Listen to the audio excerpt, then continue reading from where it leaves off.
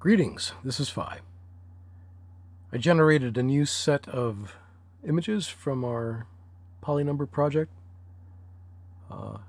256 curves, and it will zoom to the left down to a scale of 1/128th of the original in 1,000 steps.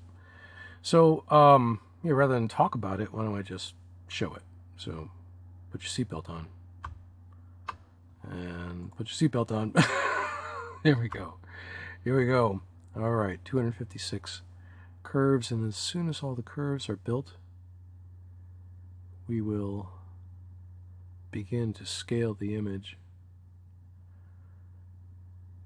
But, the overtones, for lack of a better word, that are happening here, and now we're beginning to stretch the scale. And again, we're just kind of cycling with SXIV. It runs pretty fast. I don't know how many frames per second we're getting here, but there's over 1,000 frames. There's almost like 1,200 frames in what we're viewing here right now. Separate snapshots out of Matplotlib. It would be very difficult to do this in real time. Just the replotting of each frame to just a slightly different scale took a bit of time to do each one. So there's a lot of computational power that's required for this. If you think we have 256 plots, and in our case here, I think I had 32,000 points for our plots. That adds up to be a lot of points to be plotted. It just takes time. And then we arrive at our destination. This is the closest that we're going to come into this. And these are static images. I can't go any further in here, but I really want to point out something quite extraordinary. And it's this amazing curve that almost seems to be embossed into the fabric that's being established here. And I've been seeing stuff like this appearing in different places, but I think this is really one of the most evident that I've come across. And it's not a single curve from our equations. It's like a ghost curve in a way, but when you really examine what's going on in here, it's there are many curves that are involved in it. It's not like there's a single path that is defined in there. So I guess it is a ghost curve in a way, but it's something to try to get a closer look at. It's I think the more you zoom in, the less you can see it. It's one of these things that kind of shows up this way. But just the nature of this fabric. Look at how it really does appear to be lit in a way and embossed. It's just so beautiful, so incredible. And again, I just wanted to share this and get it out. I've been generating a lot of images, and I wanted to just kind of clean up a lot of that. There's some code that needs to be integrated. So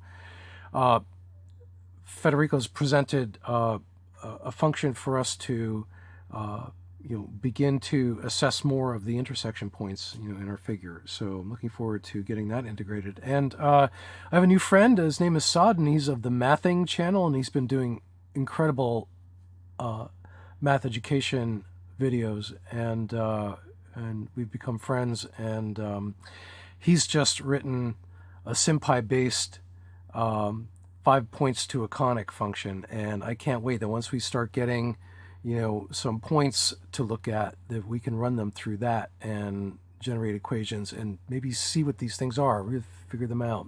So there's so many cool things that we're going to be able to look at, but man, isn't that amazing? Let's go backwards here now, and let's just begin to go. So right now, the increment, I'm using an even increment for the scale. So at each frame here, I'm moving 1,000th of the original unit on the scale.